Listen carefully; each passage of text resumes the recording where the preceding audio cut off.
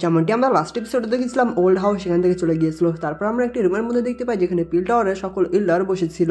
সেখানকার সকল ইল্ডার মনে মনে ভাবতে থাকে তারা কি করবে, তারা সবাই একদম চুপচাপ হয়ে সেটাই করছিল।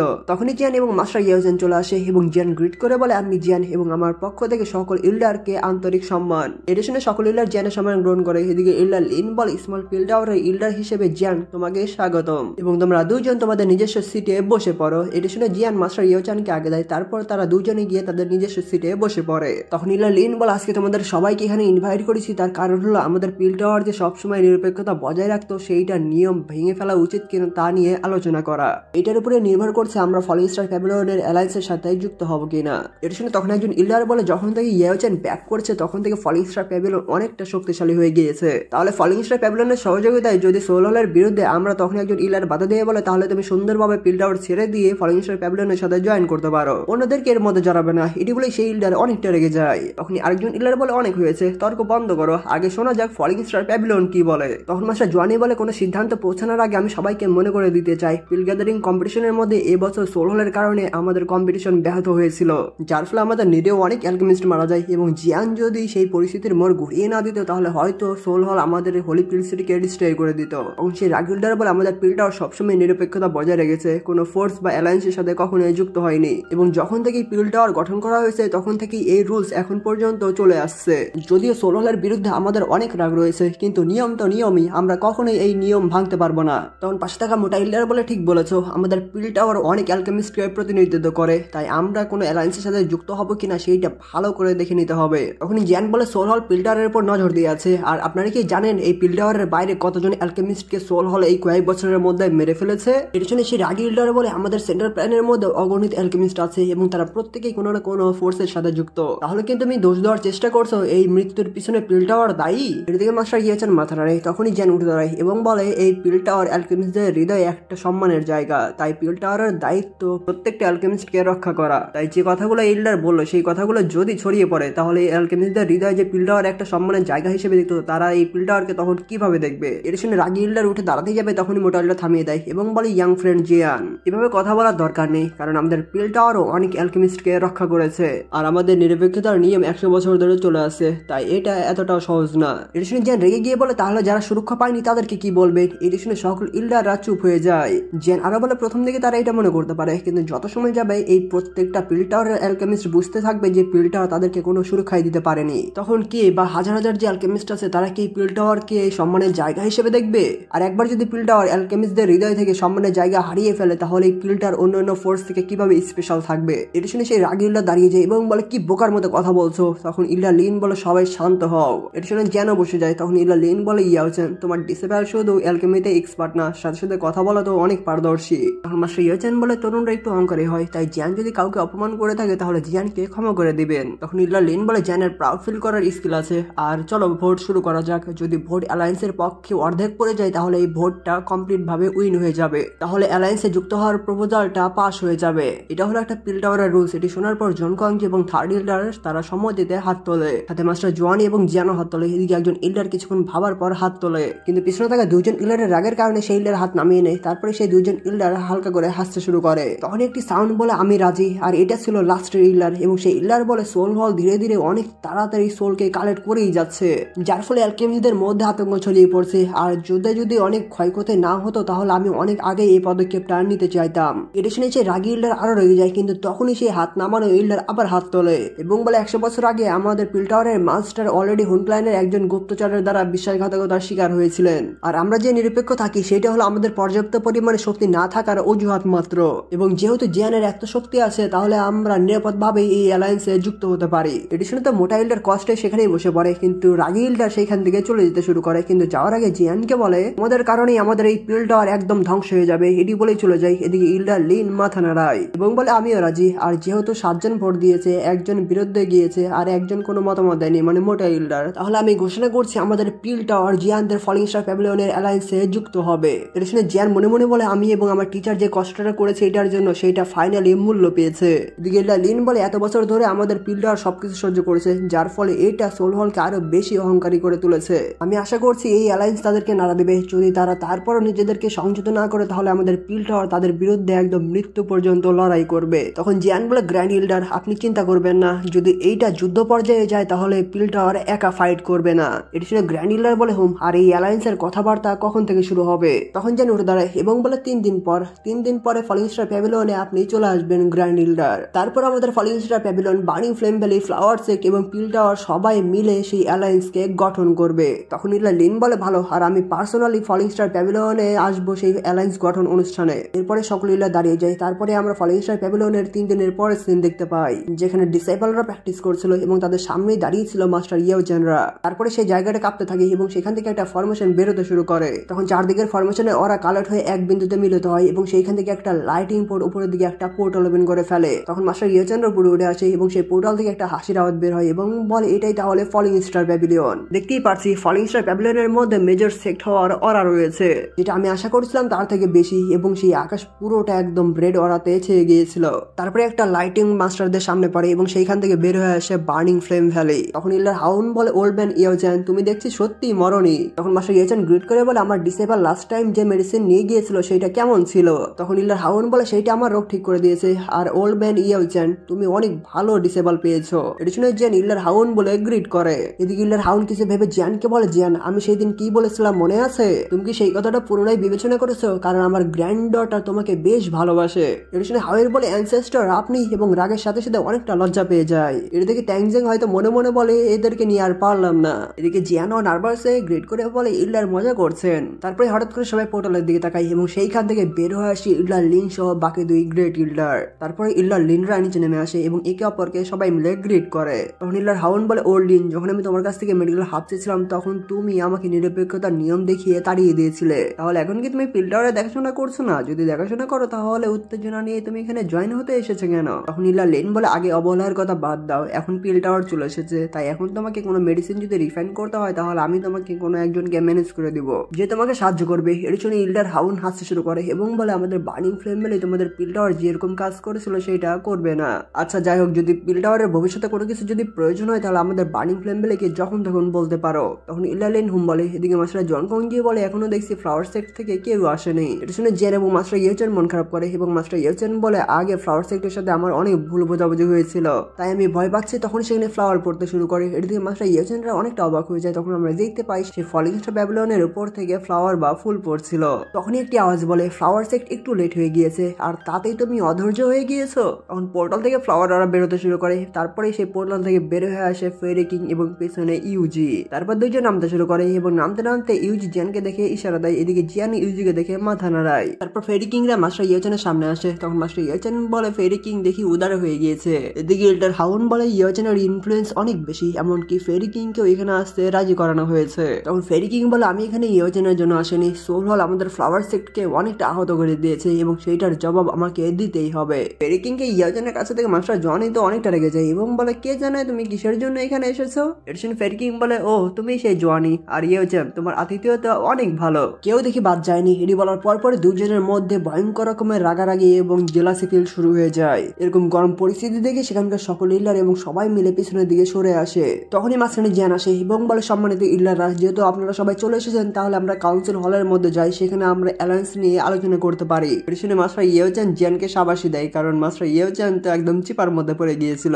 তারপর সিন চেঞ্জ হয়ে যায় এবং আমরা কাউন্সিল হলের মধ্যে দেখতে পাই যেখানে প্রত্যেকজন নিজের সিটে বসে পড়েছিল। তখন জিয়ান বলে আমাদের ফলিং স্টার প্যাভিলিয়নে আসার জন্য আপনাদের সম্মানিত সবাইকে অনেক ধন্যবাদ, যাতে করে আমরা অ্যালায়েন্সের বিষয়ে আলোচনা করতে পারি। তখন ইল্ডার হাউন বলে সোজা কথা বলা যাক, সেটা হলো আমরা ইন্ডিপেন্ডেন্ট বা স্বাধীন এবং আমরা এতে অভ্যস্ত, সাথে সাথে আমরা অনেক ভালো আছি, কিন্তু হঠাৎ করে অ্যালায়েন্স গঠন করা হচ্ছে, তাহলে এমন কিছু করিও না যে তুমি বাইরে থেকে অন্য কিছু দেখাচ্ছ কিন্তু ভিতরে তোমাদের অন্য কিছু চলছে। তখন জিয়ান বলে আমাদের অ্যালায়েন্সের মধ্যে কোনো শ্রেণী বিন্যাস নেই, এখানে প্রত্যেকটা পার্টি সমান, তাই কারো কোনো অধিকার নেই যে অন্য সেক্টরের মধ্যে নিজের হস্তক্ষেপ করা। আর এই কয়েক বছরের মধ্যে সোল হল আমাদের উপর অনেকবার অ্যাটাক করেছে এবং এই অ্যাটাকের ফলে পিল টাওয়ারও অনেক বেশি অ্যালকেমিস্টকে হারিয়ে ফেলেছে। এদিকে ফ্লাওয়ার সেক্টরের উপর অ্যাটাক করেছিল প্রোফাউন্ড স্কাই সেক্ট, অন্যদিকে ইল্ডার হাউন অনেকটা বিরল রোগে আক্রান্ত হয়ে নির্জনে বসবাস করতেন। এছাড়া আমাদের ফলিং স্টার প্যাভিলিয়ন, যেটি ডার্ক রিভার অ্যালায়েন্সের কারণে অলমোস্ট ডিস্ট্রয় হয়ে গিয়েছিল, যেটা কন্ট্রোল করছে সোল হল, তাই এই অ্যালায়েন্স আমাদের ফোর্স ইউজ করে স্বাভাবিকভাবে তৈরি করবে একটা ডিফেন্সিভ এবং আক্রমণাত্মক অ্যালায়েন্স। এর মধ্যে যখনই কেউ বিপদে পড়বে তখন সবাই মিলে তাকে সাপোর্ট করবে। এর জন্য ইল্ডার হাউন বলে প্রত্যেকটা ওয়ার্ডই অর্থপূর্ণ, তাই আমি রাজি এবং আমাদের বার্নিং ফ্লেম মিলে অবশ্যই অ্যালায়েন্সের সাথে যুক্ত হবে। এর জন্য মাস্টার ইয়েউচেন হুম বলে এবং একটু অবাক হয়ে তখনই ফেরি কিং এর দিকে তাকায়। তখন ফেরি কিং কিং বলে ইয়েওচেন, তুমি এখানে সবাইকে একসাথে করেছো কিন্তু তুমি নিজেকে চুপ করিয়ে রেখেছো। তুমি কি আগের মতো ম্যানেজার বা লিডার হওয়া থেকে নিজেকে বিরত রাখার চেষ্টা করছো? কিন্তু এটা আমি আগের মতো কখনোই হতে দিব না। এদিকে ইল্ডার লিন বলে আমাদের পিল টাওয়ার শুধু পিল টাওয়ারকে প্রতিনিধিত্ব করে না, সাথে অল অ্যালকেমিস্টের দায়িত্ব পিল টাওয়ারের উপর পড়ে। তাই ফলিং স্টার প্যাভিলিয়নের সোলহলের বিরুদ্ধে কোনো কি স্ট্র্যাটেজি আছে? এখন জ্যান বলে অনেক বছর ধরে সোলহলের মেইন টার্গেট হলো অ্যালকেমিস্ট, তাই অ্যালকেমিস্টের সবচেয়ে বেশি নিরাপত্তার অভাবে ভুগছে। আর একবার যদি অ্যালায়েন্স গঠন হয়ে যায় তখন আমরা পিল টাওয়ারের নাম ব্যবহার করে আমাদের অ্যালকেমিস্টদেরকে নিয়োগ করতে পারবো, তাতে সুরক্ষার জন্য সকল অ্যালকেমিস্টকে আমাদের অ্যালায়েন্সের মধ্যে ফিরিয়ে নিয়ে আসবো। তখন ইল্ডার লিন বলে হ্যাঁ এটা করা সম্ভব। তখন ফেরি কিং বলে যেহেতু আমাদের সাধারণভাবে শত্রু আছে তাই আমাদের অ্যালায়েন্স উইদাউট লিডার ছাড়া থাকতে পারে না। তাহলে কি আমাদের বর্তমানে অ্যালায়েন্সের লিডার কি হবে সেটা নিয়ে আলোচনা করা উচিত নয়? তখন মাস্টার জনি বলে ফেরি কিং কে নিজেকে অ্যালায়েন্স লিডার হিসেবে সুপারিশ করতে চায়। এটা শুনে ফেরি কিং বলে অবশ্যই অ্যালায়েন্স লিডারকে অনেক পাওয়ারফুল হতে হবে, সাথে সবাইকে বোঝানোর যে ক্ষমতাটা আছে সেইটাও থাকতে হবে। তাই এটার জন্য আমি পারফেক্ট নয়। এদিকে ইল্ডার হাউনের স্ট্রেংথ ভালো হলেও তার রাগ অনেক বেশি, তাই তিনি রাগে অন্যরকম কিছু করতে পারে। এই জন্য ইল্ডার হাউন অ্যালায়েন্স লিডার ক্যান্ডিডেট নন। অতএব এখানকার সবচেয়ে পারফেক্ট সুইটেবল ক্যান্ডিডেট হচ্ছে গ্র্যান্ড ইল্ডার লিন এবং আরেকজন হচ্ছে ইয়েওচেন। এটি বলে ইয়েওচেনের দিকে তাকায়। এদিকে মাস্টার ইয়েওচেন সবকিছু বোঝা যায়। তখন তারা দুজনে অনেক পাওয়ারফুল এবং সেন্টার প্ল্যানের মধ্যে দুইজনেরই অনেক প্রভাব এবং মর্যাদা রয়েছে। তখন ইল্ডার লিন বলে আমি অনেকটা বড় হয়ে গিয়েছি আর একটা এলাকা যদি ডিফেন্ড করতে চাই তাহলে আমার সেই পাওয়ার আছে, কিন্তু এই অ্যালায়েন্স পরিচালনা করার জন্য একটা ইয়াং শক্তি দরকার এবং আমি যদি এটা পরিচালনা করি তাহলে আমাদের অ্যালায়েন্স একদম প্রাণ শক্তি হারিয়ে ফেলবে। তখন ফেরি কিং বলে যদি এমনই হয়ে থাকে তাহলে এই মুহূর্তে আমরা একজনকেই দায়িত্ব দিতে পারি, সেটা হলো আমাদের সেকমাস্টার ইয়েওচেনকে।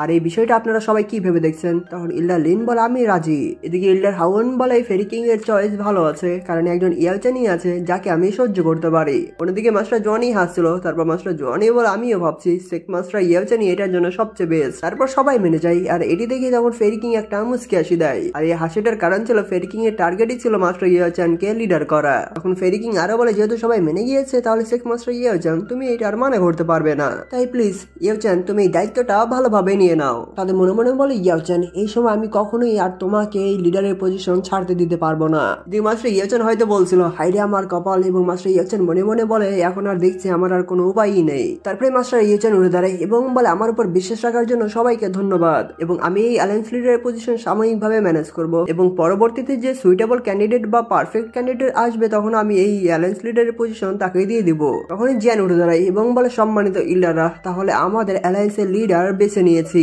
তাই এখন আমাদের উচিত আমাদের অ্যালায়েন্সের যে নামটা হবে সেইটা ডিসাইড করা। ইল্ডার হাউন বলে তাহলে তো একটা গ্র্যান্ড এবং আকর্ষণীয় নাম থাকা দরকার, তাহলে এই নামটা কেমন হয়? সেটা হলো হল অফ রাইটিয়াস কিউ। এটা শুনে জ্যান বসে পড়ে এবং মাথায় হাত দিয়ে বলে এই নামটা।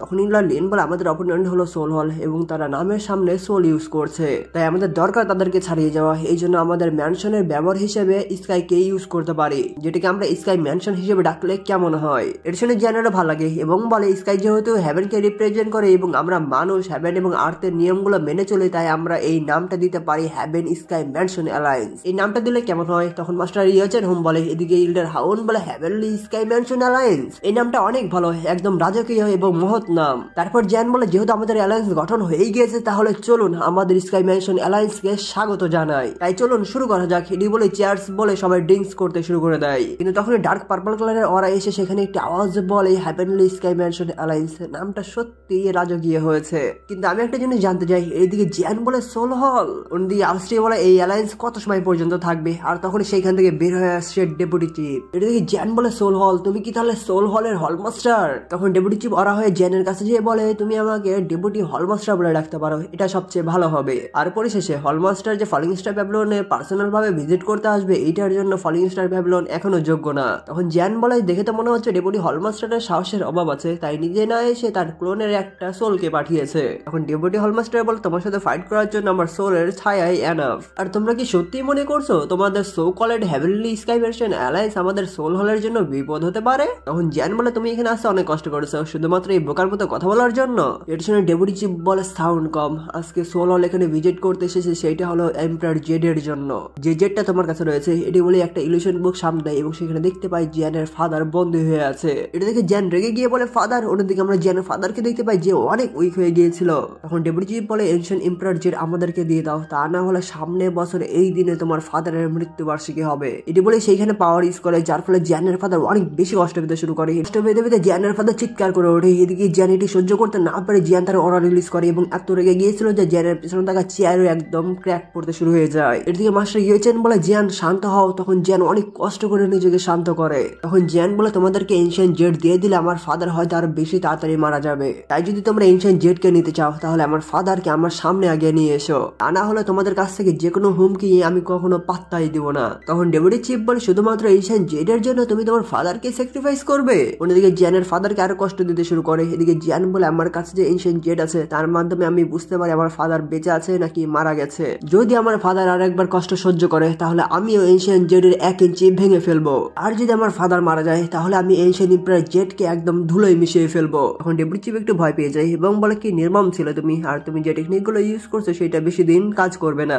তখন জিয়ান বলে যদি তোমার ফিজিক্যাল বডি এখানে আসার সাহস না করে তাহলে এইখান থেকে চলে যাও। এটার জন্য ডেপুটি চিফ হাসে এবং বলে এটা ভাবিও না যে তোমরা একটা অ্যালায়েন্স গঠন করেছো বলে আমাদের সোলারের বিরুদ্ধে দাঁড়াতে পারবে। আর pill tower, flower sect, burning flame valley, তোমাদের সেক্টের ধ্বংস এবং মানুষের মৃত্যুর জন্য তোমরা রেডি হয়ে যাও। তখন জিয়ানা বলে সোল হল এবং হুন ক্ল্যানের ময়লা তোমাদেরকে আমি এক এক করে মেরে ফেলবো। তারপর সেখানকার পরিবেশ একদম শান্ত হয়ে যায়। এদিকে মাস্টার ইয়েচেন বলে আমাদের অ্যালায়েন্স গঠন করার সংবাদ সোল হল আগেই জানতে পেরে গিয়েছিল, এই পরবর্তীতে আমাদের কি জবাব দেওয়া দরকার সেইটা নিয়ে এখনই আমাদের আলোচনা করা দরকার। এটা শুনে সবাই হুম বলে। এদিকে ইল্ডার হাউন বলে এই জিনিসটা সোল হলকে অনেক সতর্ক করে তুলেছে, এর মাধ্যমে এটাই প্রমাণ হয় যে আমাদের অ্যালায়েন্স অনেকটা শক্তিশালী হয়েছে। তখন জিয়ান বলে আমাদের অ্যালায়েন্স গঠন করার খবর ছড়িয়ে পড়ার পর সোল হল কখনোই চুপ করে বসে থাকবে না, এই জন্য আমাদেরকে সবাই মিলে শত্রুর বিরুদ্ধে একসাথে হয়ে লড়তে হবে। তাই আগামীকাল আমাদের ফলিং স্টার প্যাভিলিয়ন পুরো পৃথিবীর কাছে অ্যালায়েন্স গঠন করার খবর প্রকাশ করবে। তারপর প্লিজ তাড়াতাড়ি করে আমাদের স্পেশাল একটা ওয়ার্মহোল তৈরি করতে হবে প্রত্যেকটা সেক্টরের সাথে, যাতে করে আমরা একে অপরকে যখন তখন সাহায্য করতে পারি। এটি শুনে ইল্ডার লিন হুম বলে।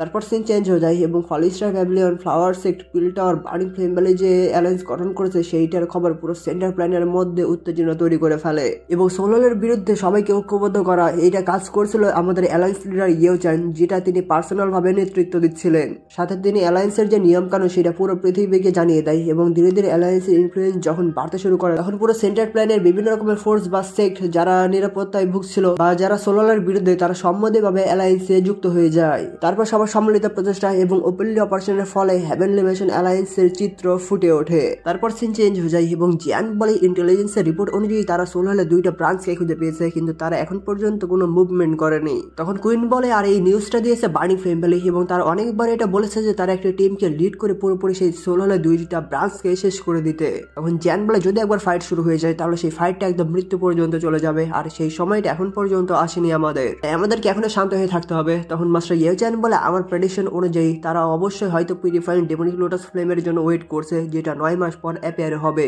এর শুনে জিয়ান বলে যখন purifying demonic lotus flame appear হবে তখন এই কন্টিনেন্টের মধ্যে অনেক পাওয়ারফুল ফাইটার এই অপরের বিরুদ্ধে প্রতিযোগিতা করবে, তাই বর্তমানে আমার অনিষ্টা দাওসাং স্ট্রেন্থে আমার মনে হয় না সেই প্রতিযোগিতার জন্য আমি এনাফ। তারপর মাস্টার ইয়েওচান বলে আমি শুনেছি যখন থেকে জোনার এশিয়ান বিস্ট ডোমেইন থেকে চলে গিয়েছে তারপর থেকে সে ক্লোজ ডোর কাল্টিভেশন করছে, যার জন্য জোনার যখন কাল্টিভেশন থেকে বের হয়ে আসবে সে তার ডিভাইন ব্লাড লাইনের কারণে সে দাওসাং লেভেলে পৌঁছে যেতে পারবে, যার ফলে সে তোমাকে অনেক বড় সাহায্য করতে পারবে। এদিকে কুইন মেডুসার কাছে 7 কালার হেভেন সোয়াইলিং পাইথন আছে, মেডুসা যদি পর্যাপ্ত পরিমাণে এনার্জি পায় তাহলে সেও ব্যানশাং লেভেলে পৌঁছে যাবে, তখন এই জিনিসটা সেই প্রতিযোগিতার মধ্যে তোমাকে অনেক সাহায্য করবে। তারপর কুইন উঠে দাঁড়ায় এবং বলে কিন্তু আমার ইভলিউশনের জন্য যে এনার্জি প্রয়োজন সেইটা অনেক বেশি, সাথে এমন জায়গা যেটা আমার ইভলিউশনের সাথে মিল খাবে সেই জায়গাও খুঁজে পাওয়া অনেক বিরল। তখন মাস্টার ইয়েওচান বলে আমি একটা জায়গা সম্পর্কে জানি যেটা তোমাকে ইভলিউশন হতে সাহায্য করতে পারে, সেখানে তুমি 9 কালার হেভেন সোয়াইলিং পাইথনে ট্রান্সফার হতে পারবে। এটা শুনে কুইন অবাক হয়ে বলে সেই জায়গাটা কোথায়?